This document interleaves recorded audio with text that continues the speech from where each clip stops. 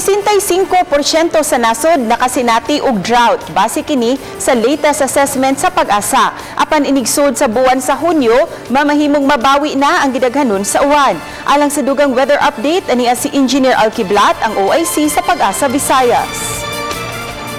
Salamat ug atong sutaon ng pinakulaing kalambuan sa dagan sa panahon.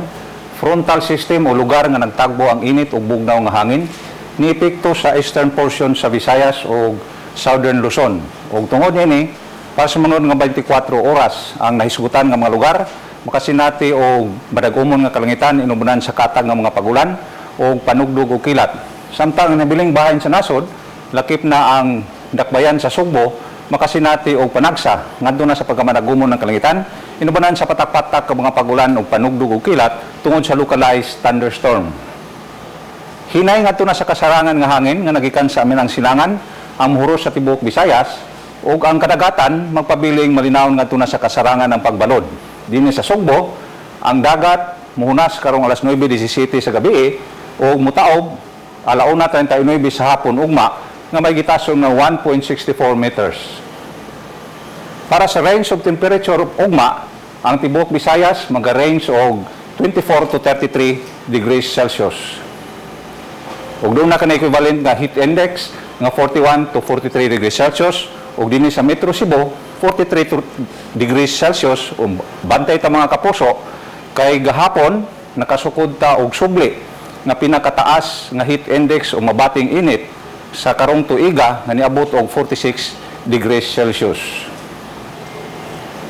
Adlaw mo silang ugma sa may alas 5:29 sa buntag.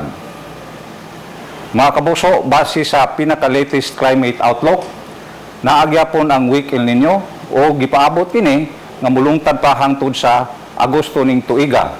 Ug base nining latest assessment, 65% sa nasod nakasinati og drought, lakip na niini ang halos tanang probinsya sa Visayas gawas sa Leyte.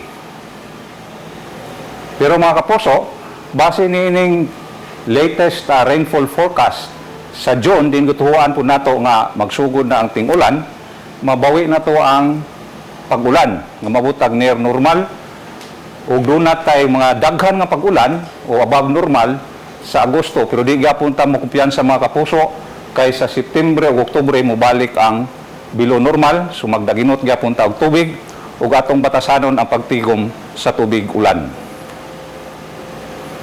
Para sa dugang detalye, mahimong mo bisita sa official website sa Pag-asa, bagong.pagasa.dost.gov.ph o sa mga social media accounts sa Pag-asa.